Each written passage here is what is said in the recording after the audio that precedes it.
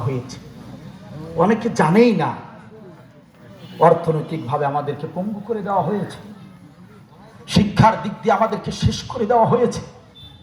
কোনো বিষয় বাদ যায়নি, প্রত্যেকটা বিষয় নির্যাতন করেছে আমাদের উপরে, ঠিক কিনা বলে?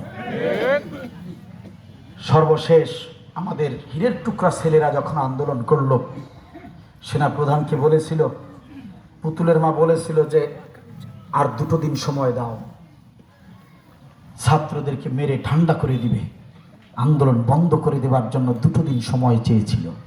সেনাপ্রধান বলেছিলেন 2 দিন না, 45 মিনিট সময় আছে, বাঁচতে চাইলে পিছনের দরজা খোলে।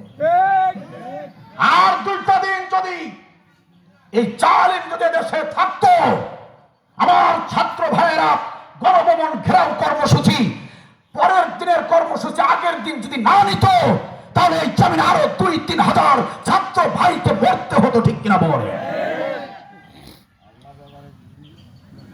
সারা জীবন জামাত শিবিরকে দমন করতে গিয়ে নির্বিচারে হত্যা করেছে। আমাদের ছাত্র ভাইদেরকে গ্রেপ্তারের পর বন্দুক পায়ে ঠেকিয়ে দিয়ে ইচ্ছা করে অতিরঞ্জিত ভাবে পঙ্গু করে দেবার জন্য গ্রেপ্তারের পরেও পায়ে গুলি করে পঙ্গু করে দেওয়া হয়েছে, চোখ নষ্ট করে দেওয়া হয়েছে। অনেক ভাইদেরকে গ্রেপ্তার করে তাদের উপর ট্রাক চালিয়ে দিয়ে দুর্ঘটনার সংবাদ প্রচার করেছে। এগুলো আমরা জানি, এগুলো আমরা দেখেছি, এতটা নির্মম নির্যাতন তারা করেছে।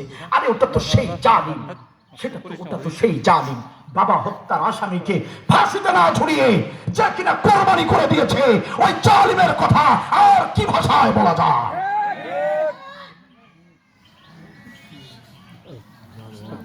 ওরা ছাত্র মেরে চেয়েছিল থাকতে ক্ষমতায়,